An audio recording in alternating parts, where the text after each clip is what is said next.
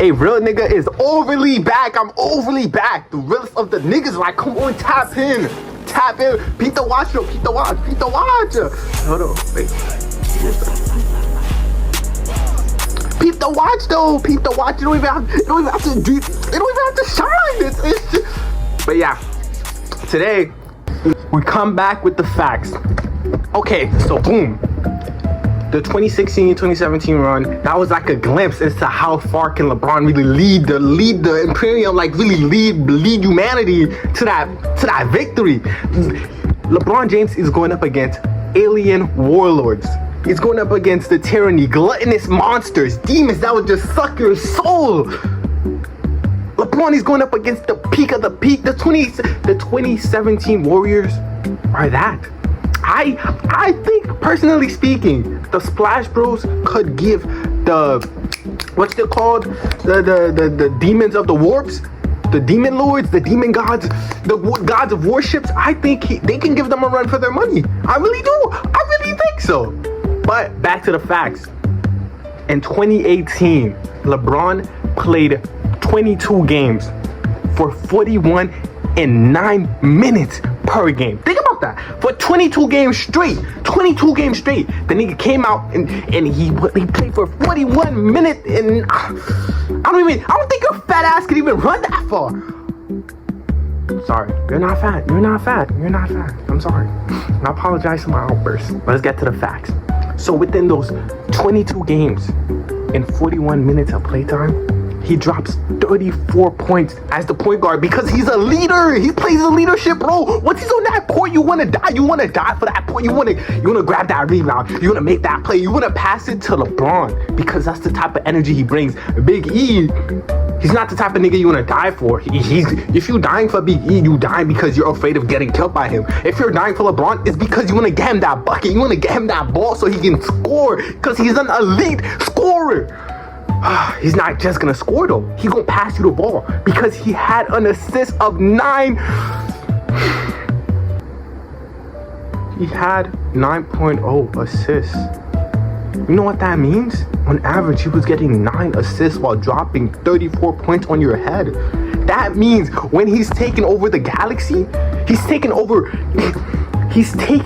34 planets per run while letting sliding his mans 9 planets on the side. The Imperium can't do that now. They're struggling just to hold it down.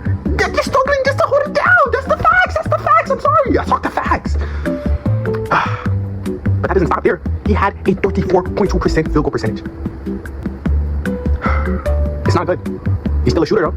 You know logo ball. That's what you know logo ball. Once he gets that logo, once he got that logo. Switch, nigga. He taking me a bitch while he got it. But that's the facts though. So boom. And with all that combined, so let's get down to the facts. He played 22 games, 41 minutes per game. He dropped 34 points with a total of 748 points. Your mama can't do that. Your daddy can't do that. Name one nigga that can do it. You're wrong. Negative. Impossible. No. Wrong. Try again. Name one more nigga. You're wrong. You're still wrong. You're still wrong. That's the facts. Do I think Big E can do it? No. If Big E... We didn't even get to his mans yet. We didn't even get to the lack of help he had. You now understand? He's not doing this because he's great. He's doing this because he can. He can do this. He's the GOAT. This is not glaze. This is facts. This is facts. This nigga had no help, no nothing. He was all... It's like taking the Tyranids and then taking the warp and combining them together and throwing them against LeBron. How did he do it? How did he win? We don't know. We don't know. That's the facts. Big E, we know how he did it. He bagged... You know, that's the crazy part. Big E, we know how he established it. We know how he got his accomplishment. He bagged the warp with a little simple magic, and he got it, and then he birthed out his little 20 demon babies, and then the 20... He didn't even keep the 20 demon babies. That's the crazy part. The nigga he was begging for took back the babies. He's sorry. He's legendary. He's not legendary. That guy's not legendary. He's not legendary. We know what legendary is. If we want to come back LeBron James, that's legendary. His son is more legendary than Big E's son, far more legendary than Big E. The nigga's on the throne. He's a skull. He's a bug. He's a droid. He's an AI. He's AI. That's the facts, though. This is a neutral. I make neutral analysis. Like, am I blazing? No, I make neutral analysis. This is factual. I'm sorry to tell you. If you are a Big E fan, you should really make business decisions. Like, hey man, I make neutral analysis. That's all I do. I'm overly backed. You know, today we back on the agenda, and you know, the big brain genius, the hood laboratory, we've been cooking up, we've been doing some stuff. I've been doing some stuff, right? As you can see, I dropped a video. It was a reaction video. You know, I do that, I does that because I'm just that versatile. The versatility is unmatched. But this time we're gonna be dropping a vid on whether or not do I think LeBron James, LeGoat James, the King James, the God James, whatever, do we think he could lead the Primarchs? And if you don't know, in 40k Warhammer, the Primarchs are these space children that were just born stupidly OP because some fucktards named Big E decided, oh, that was a low down, sinful, dirty chat. But yeah, pass your place, you know. Yeah, pass your place. You know what? Since the universe is going to shit, let's make, I think like 12 demigods. He was like, fuck it, we're gonna make a couple demigods and see what goes down. Because he had like this big ass kingdom he had to run. That's the hood version. It's like your baby daddy just saying, you know what? Since I can't run the family by myself, let me make 12 more to try to run. How many children do you have? 23, 22 baby mother. Real bad man. Run shit. And they all got arrested. Like, that's the hood version. Big E was like, I can't run shit. Well, he can, but he was like, it's not really efficient. So he decided, you know, I need the government food stamp. So he made 12 babies and was like, the government, yo, I need that food stamp. And the government was like, you have 12 babies. You don't need that food stamp, bro. And so them 12 babies grew up and they just like started doing fuck shit. They started just doing a bunch of tomfoolery. So, do I think LeBron James, do I think he could manage the monarchs? The Primarchs? We have the evidence to back it up. We have the evidence. We seen that LeBron in the, let's do a research. Let's go through the hood department research, right? LeBron James in his 2016, 2017 run, he has his moment where he took the Cavaliers. Do you know what the Cavaliers consider?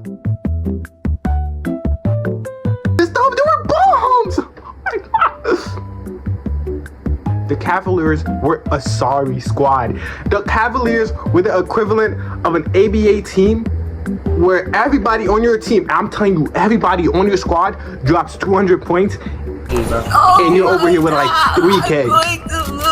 And the only support, the only help this nigga had was Kyrie. And this nigga Kyrie, he was showing out.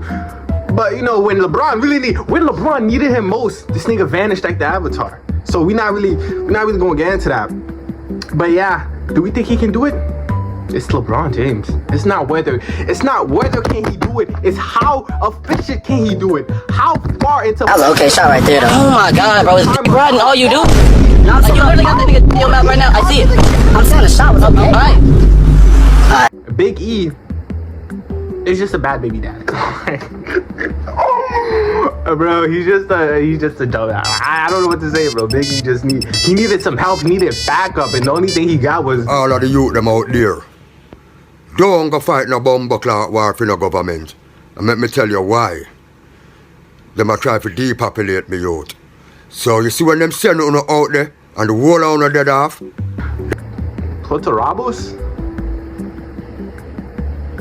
Like, what are you gonna do with that? Like, honestly, what are you gonna do with that? Like, I'm sorry to say. Plus, we have more example of LeBron James being a good father. He's a family man. He knows how to do this. Bro, the 40K would be sunshine and rainbows. It would be sunshine and rainbows if LeBron took over. First of all, we see what happens when he takes like his family under his wings. When he introduced them to the job, we got Bronny James. We have Bronny James. He's a great example of how LeBron would run the Primarchs. It's pretty interesting how Bronny James is evolving in the NBA. So if LeBron James was to make 12 more Bronny James, he definitely could run his own league. So technically speaking, if LeBron James really wanted to, he could run the 40K Primarchs. I have the evidence, I have the stats. Let's begin. Imagine this. You're down 3-1 in the 2016 NBA Finals, entering Oracle Arena against the greatest regular season team of all time. By all accounts, your season is over. And that's where LeBron and Kyrie found themselves. Their obituary was being written. History told us it was done. Not even at his peak. Father Time himself is saying this nigga is not worthy. Not even at his peak. The history books are telling him he's not going to make it out of the trenches. Think about that. Think about the facts. People are writing them off. They're not going to win. Nothing. They got nothing in the chamber. It's like Usopp versus Dragon. What is Usopp gonna do? Throw string beans? No, there's nothing he can do. Unless Usopp has LeBron to tell him what to do. Let's watch. We know the facts. Just listen to the facts. Let's listen to the facts. Factually. Until it was rewritten, because what happened next was supposed to be impossible. They each dropped 40 points in the greatest performance we've ever seen from a duo. Flexed their superhuman athleticism, pulled off shot-making wizardry, and delivered in the clutch in a way that no I didn't need evidence to make this neutral analysis. I just needed the facts. Like I said before, Big E, a known god, a known time traveler, a known person that watched over the humanity, watched them grow, watched them fall, and brought them back again. We know how he did it. We watched him. We watched him do it. We know the science. We know the method. We can do it ourselves. We can replicate Biggie. You can't replicate LeBron. You can't replicate what he's doing. The facts are telling me it was rigid. It was magic. It was magic. You know how when you go into the war, you don't know what happened? That's LeBron. He's his own force. It's LeBron force. You know the speed? It's LeBron force. It's LeBron force. And there's nothing you can do about it. You can only watch as he conquer. Anytime you don't want this man to leave, you don't want the big J to take you across the galaxy and conquer these bozos, these xenomorphs. The facts talk. No teammates have ever done before. I mean, Steph Curry claimed that he's never seen two guys play at that level before. It was historic. What LeBron and Kyrie did in 2016 shook the NBA to its core, and I don't think we'll ever see anything like it again. They were unstoppable. What the hell is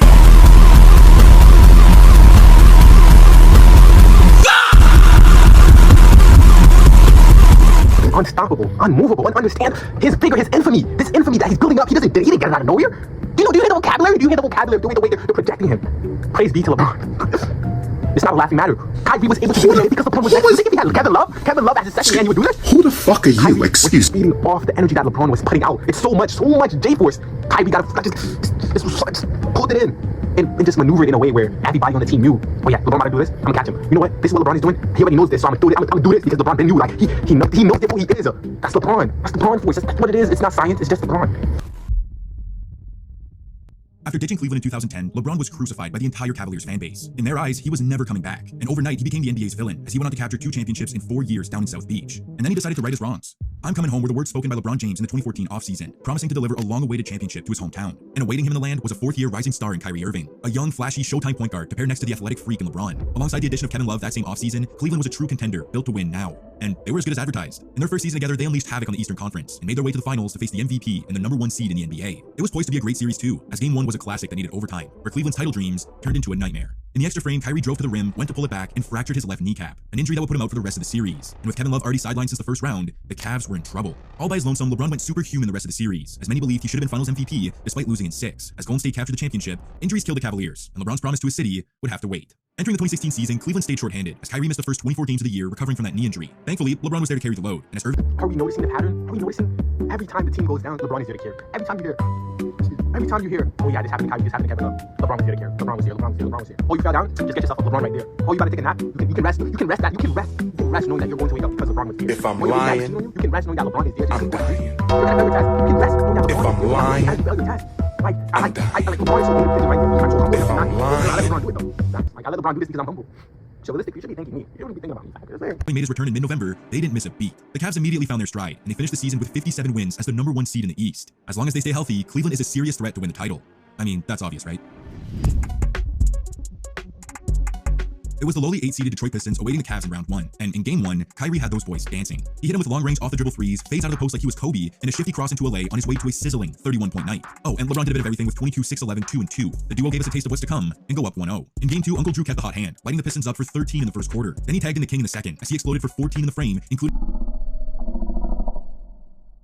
two-handed stuff all over Reggie Bullock. The Kyrie-LeBron duo couldn't be tamed. They win by 17 and take a 2-0 series lead. Blew out the Hawks by 25 to go up 2 games to none. Back at home in game 3 though, Atlanta responded, taking a 6-point lead into the 4th quarter, which is where LeBron and Kyrie went psycho. As he does, the King relentlessly attacked the rim and cashed home routine spot of threes, while number 2 dug into his bag for some highlight reel snipes off the dribble while dazzling the crowd with his 1-of-1 layup package. These two dudes were not to be messed with. I mean, they were under Atlanta's skin to such a degree that Jeff Teague shoved LeBron into the stands near the end of the game, and the man didn't even give a reaction. He's got the Hawks right where he wants them. Down to the final minutes of game 4 on the verge of a sweep, the King was activated. He attacks the... Do I even have to say much? We're watching a historical event happen right in front of our eyes. We're watching historical, factual stuff be said of how great they were.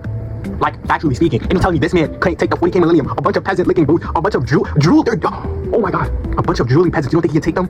And take them all the way. That's conquer the galaxy? Now that's Ball is like tapping. The king himself, the king got activated. Let's watch what happens when he gets activated. Let's watch what happens when he taps into the J-Force, the creator, the innovator, the masturbator. Let's watch what happens. Just like that, we have our first feats. We already had evidence. This is just the cherry on top. The man is making teams go extinct. The only thing we know that in this planet, the only thing we know that's ever made people go extinct by natural disaster. They're comparing LeBron to a natural disaster. The meteor that destroyed the dinosaurs even make them go extinct. It just caused a little planetary run from it. Climate change. LeBron, Destiny arrives all the same. Thanos came through it. Extinct, gone. You know what extinct meteor? Not still no particle, no cells, no nothing. You don't think should I say? All the way. He got the Primarchs. He got the Ultramarines, the Dummy Marines, the Salamander, you name it. He got it. I can't control my... Irving oozes on from the crowd. Lots it up, but James throws it down. Kyrie Irving's jump shot is good. Gets it out of the way and scores. He flows past Lowry. Gets to the basket. Banks in the reverse. Puts the pass. And James still manages to track it down. James on the drive. All those highlights were from Game 1, by the way. It was ridiculous. LeBron shook the entire building as he caught back some monster tomahawk slams, while Uncle Drew had the crowd oohing and awing on their way to a 31-point massacre. This duel was as electrifying and dynamic as we'd seen in decades. They complemented each other to perfection. There wasn't a single thing they couldn't do on the basketball court. And Game 2 was further proof of that. LeBronto did it again with a 23-point triple-double as Kyrie tagged on 26, 4, and 3 to win by 19. In the 6th, Kyrie and LeBron dropped a silencer early. Strong. Kyrie Irving with a steal. 3-on-1. Alley-oop for James. Beautifully executed off another fine defensive play. A two-handed punch on the alley-oop from Kyrie set the tone for the game, and it was part of a 21-point first half for LeBronto. And in the second half, he passed the baton to Kyrie as he turned up for 21 in the half, with some absurd shots that had you thinking he was playing horse out there, tallying 30 points, 4 rebounds, 9 assists, and 3 steals, alongside the Kings' 33 points, 11 boards, 6 dimes, and 3 blocks to win the series. These guys were flat out unstoppable as they booked their ticket to a second straight NBA Finals. And in true storybook fashion, they'll have a chance to rewrite history against the team that sent them home a year ago. This is where we make crucial analytical observation. Think about that. He just went through thick and thin, war after war, battle after battle, conquer after conquer, winning, dominating, showing that even at the lowest, even at the chance of losing, the J-Force doesn't allow it to happen. This run, this pivotal moment in history is showing us that even at the lowest, at being born of flesh, nothing but the skin, the bones, the muscles that we have, we can be a force of nature, something special. This force right here, the J-Force, this force that allows you to walk, run, talk, walk, fuck. The force that allows you to get down and fuck you. This force right here is about to show us what happens when we got this.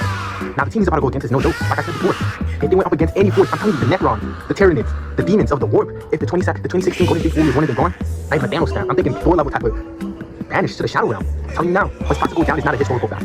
It's a universal fact. It's the equivalent of the Big Bang. What we're about to witness with our own eyes, what me and you are about to witness, that I made because I'm the go and shit. What we're about to notice right here is not something that's just passed down. This is something your generation of generations are going to think about and be like, yeah, that's the one, that's the go, he made us. But thanks to Chris though, he made us because Chris made LeBron. Just pay attention and don't hate. Because this is a neutral analysis. Don't Big E go get his shine, like I'm gonna get Big E his flowers. Find out to rascal out this something them go and tap talk on a pussy blood clot foolishness. Before me start angling blood clot machine gun them. Me shoot at the bomber blood clot something off our earth. And me one for the on me bomber blood clot. Please. No, but this is the facts. Like, can LeBron do it? And we know the answer. It was the finals rematch everyone so desperately craved. The best duo in the NBA against the 73-9 Warriors, led by the unanimous MVP. Statistically, Cleveland had one of the greatest teams ever in front of them. And Game 1 proved just that. The Warriors flexed their strength in numbers, blitzing the Cavs by 15 to take Game 1. And in an attempt to bounce back in Game 2, Cleveland got thumped. Bad. A 33-point Warrior avalanche confirmed what we all knew. This Golden State squad was a different type of monster. Back in the land for Game 3, Cleveland had to do everything in their power to avoid going down 3-0. So Kyrie took matters into his own hands, turning the first quarter into his own mixtape. The Warrior surged and knew it was his turn to take over. In the third, his jumper caught fire. He was stuffing shots at the other end of the floor, and late in the quarter, he and Kyrie connected on this. He's got to play back. Turns it over. James keeps his dribble somehow. James! Oh, he throws it down. Right back in this series. Game 3 seemingly gave Cleveland all the momentum, and they seemed destined to tie the series at 2. But instead, the Chef snatched it right back. The series, a deficit in which no team has ever come back from in the NBA Finals. But if anyone can, it may just be a duo that no teams had an answer for all postseason long. And some extra motivation wouldn't hurt either. See, in the fourth quarter of Cleveland's Game 4 loss, Draymond Green attempted to hit LeBron in his sweet spot, and James didn't take it lightly. The two guys got into it, in which Draymond reportedly called LeBron some words that he didn't appreciate, as he later said that Draymond went overboard. Now, in a presser one day before Game... Here we have it. Evidence of what happened if the Horus Heresy was to happen to LeBron. We see a plebeian, a peasant, trying to defy logic, trying to defy the very voice of nature that keeps him walking, keeps him shooting. And we see the negative energy, the warp infecting this man mind to even utter, to even speak despicable words of malice towards LeBron James. Now we're going to see what happens when the king, what would happen if Horus himself tried to backstab the GOAT. See how far he gets, see how much in line he would be. P-game walk-in. 5. In response to LeBron's comments, Klay Thompson says, I guess his feelings just got hurt. When LeBron was asked about that comment, he seemed to get a kick out of it. No, I'm not. What did you say? Klay said? Clay said, I guess he just got his feelings hurt.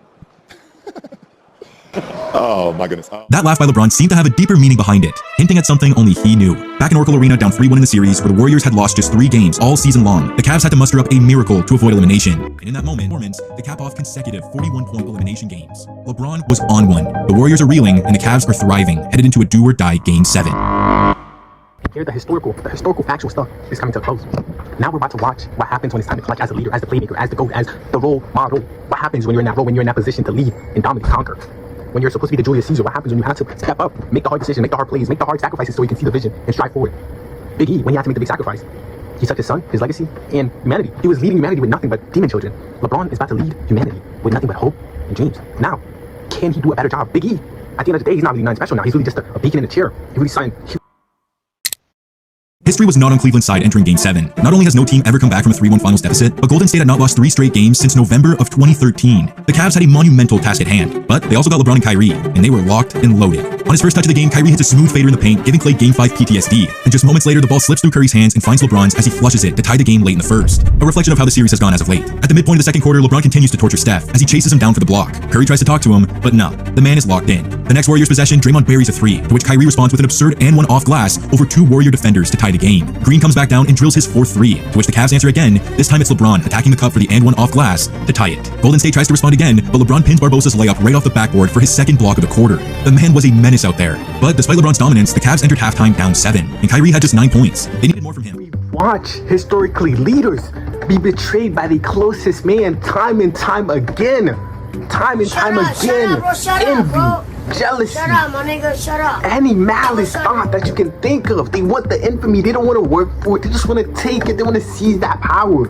They see what greatness look like and they want it, but they want it cheap. They want it the cheap way. They want it the FUBU way. Right here, right now. LeBron needs help. Kyrie's not there. This is where I'm talking about. This is the leadership role. This is the momentum that we need. The man, the myth, the legend.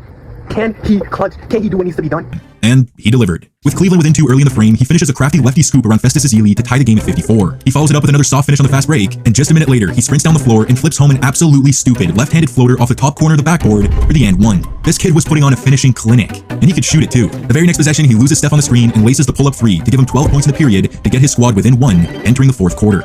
Just 12 minutes away from a possible championship, it became LeBron's turn. Still down 1 with just under 5 minutes remaining, he gets Ezeli on the switch, steps back into his sweet spot, and cashes the 3 to put Cleveland up 2. The Warriors would answer to tie it at 89, and for the next 2.5 minutes, no one could make a shot. Call it nerves or Game 7 jitters or pressure, but maybe it was just the calm before the storm. Because with 2 minutes to go, Kyrie has the ball, and he's getting ready to attack. Irving drives, hop step inside, pulls it up, misses. Rebound taken by Iguodala. Iguodala to Curry, back to Iguodala. Oh, blocked by James. LeBron James with a rejection. 3 words etched into basketball immortality. Blocked by James. I mean, look at where this man was when Golden State started their fast break. He read it perfectly and timed it to perfection for the single greatest defensive feat in NBA Finals history and the defining moment of his career. With the promise he made to his city 2 years ago, LeBron was leaving it all out there. But someone had to score to break this deadlock. And who else but his right-hand man who's been right there by his side this entire playoff run. Coming up clutch, making history, and delivering when it mattered most. LeBron wants him with the ball on this possession. And for Kyrie, it was a moment he'd been preparing for his entire life. Irving and Curry, one-on-one. Irving puts it up. Let's go! Kyrie Irving from downtown! And the Cavaliers by 3!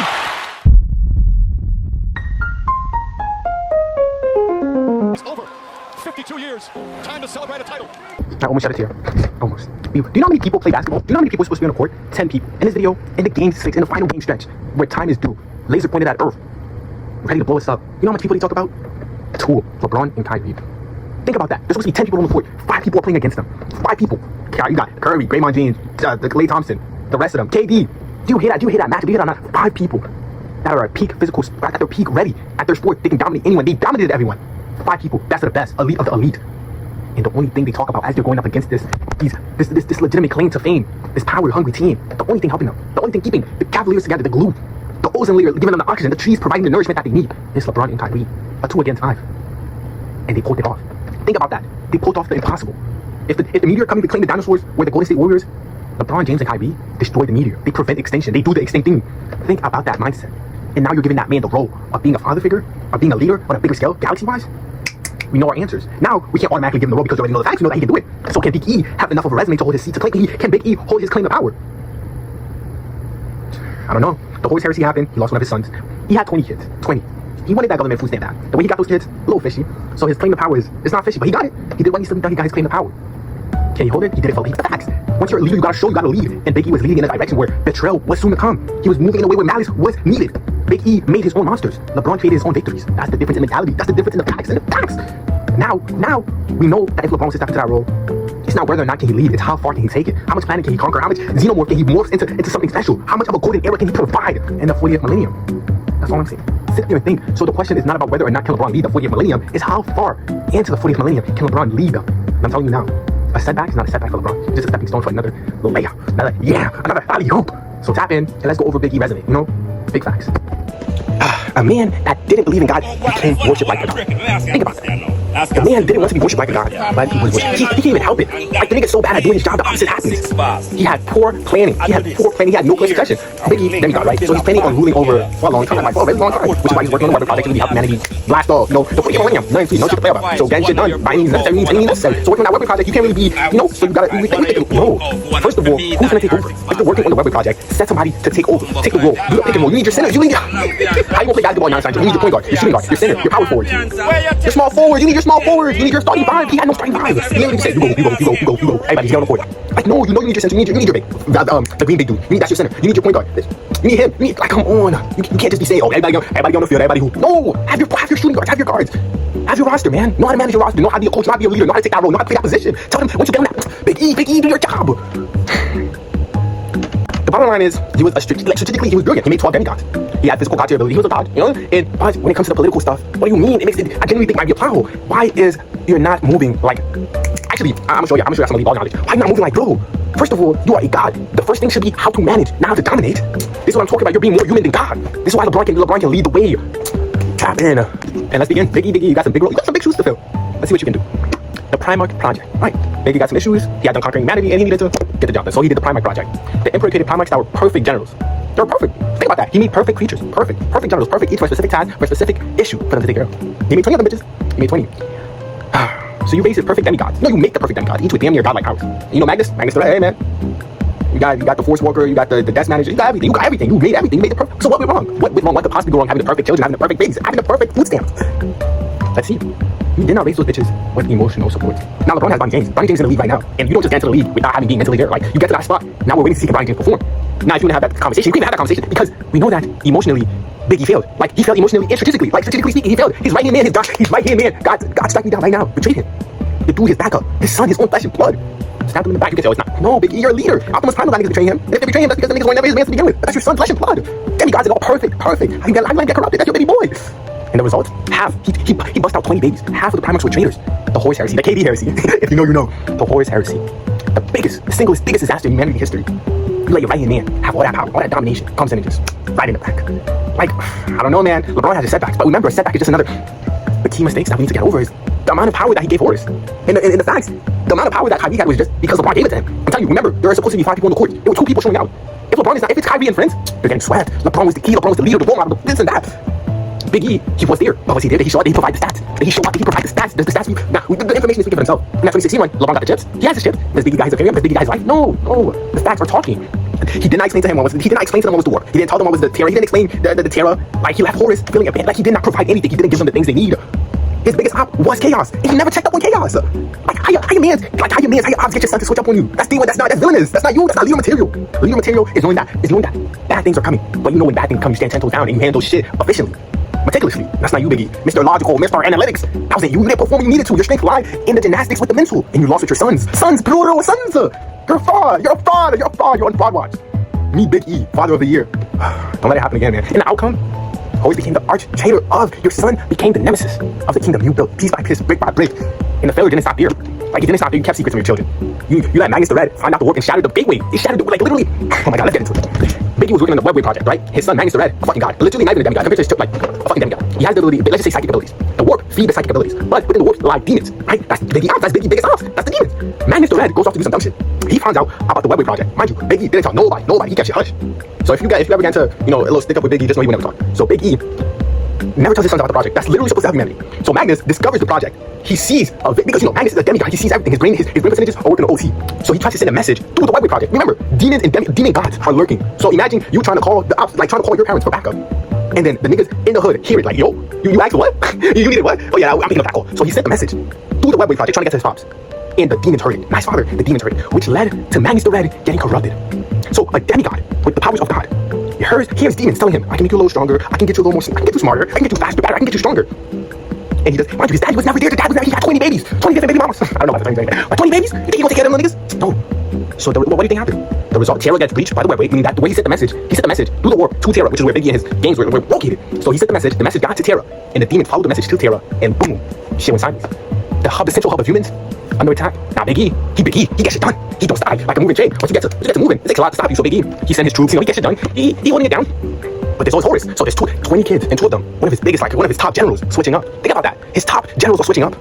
The biggest of the biggest, the strongest of the strongest, are switching up on him. You know how much damage, mind you, I'm not even getting into the complicated stuff because remember, these generals have their own armies. So every time they make a move, they got niggas backing up, and they're not just regular niggas. They're like 20 feet tall niggas with guns, with the automatics. The automatics will blow your brain so fast, it will literally turn to like when the bullets hit your skull, it won't even leave a hole. It will literally spread it. Just make an entryway straight to heaven. Now you won't even go to heaven because you go straight to the war. That's the So they bring the ops. Mind you, there's other traitors. I'm not even going to get into the details because he also, think about this. His right-hand man, his son, betrays him. One of his other son mistakenly sends a message trying to help his father. But that didn't help because that message just led them straight home. So that counts as traitor and he felt left out because he doesn't even know what he just did, so he got possessed. Then he has a son that worships him like a god, but Big E doesn't like that. No, Big E is a man of science, analytical, very strategic. So his son is worshiping him like a god, so he's like, nah, we're not having that. He burns down his son's city in front of him to show him that he is not a god. He is just regular ass niggas. So his son watched the city get burned down. He's thinking to himself, damn, my dad just, like, he was trying to, like, teach him, don't worship me, I'm just a regular schmegler. He's not regular, but he really is a humble guy. He's trying to be humble. So he tried to, do that tough parenting shit. And his son, a religious psychopath, like, his son was not mentally there. His son goes into this monarch, like, he goes into hiding and trying to pray up, and the show of force that Big E showed didn't really help. It just really escalated stuff because now his son is praying, but the prayers are going to the demons in the warp. The demons in the warp are like this for them. There's that big angry dude, there's that Slanesh, there's the other dude of knowledge, and then there's Nurgle. So when you got a demigod praying to 4 people, randomly praying, and there's 4 gods, literal gods, that feeds off energy of prayers, it doesn't work out. Anyways, his son got possessed, betrays him. That son that got possessed found Horus. Horus had gotten into some nitty gritty, and Horus had some prevision of the betrayal happening. So the dude that got possessed before Horus, this is before Horus, right? The dude that got possessed before Horus starts talking to Horus, and now Horus is a demon. So you trying to handle the situation reflected bad with like your leadership role that you did not do what needed to be done. It was a trickle down effect. Like you beat your son so bad that now he got one of your other sons to switch up on you. That's 3 out of the 20. Mind you, they're not all 20 alive. Some of the babies died. We only know about 12 so far. That was 12 to 18. 12 for real. Like we're being real. I can only name 5. I can only name 5. So Biggie, your resume is not looking too good. The only thing I can give you was when you were smurfing a low elo, and that was when humanity was even at their peak. You were smurfing a low elo, like uniting. Like if Biggie was to drop right now and try to unite humanity, he's competing with fucking Trump. A demigod versus Trump, like, come on, bro, that's low elo territory. You're supposed to do that. That's your role. We're supposed to give him props. We're supposed to like the low level stuff. You're a goon. You're a goober. The facts talk. I talk facts. So realistically, his resume is not looking too good. Like, let's be real. And let's talk about the logistics of the kingdom he was running. He had no powers in check. Like, he had no checks and balances. How you ran Earth, but you don't know how to have checks and balances for a whole galaxy-wide kingdom. And he delegated the taxes. Like, okay, that makes sense. On his resume, let's check.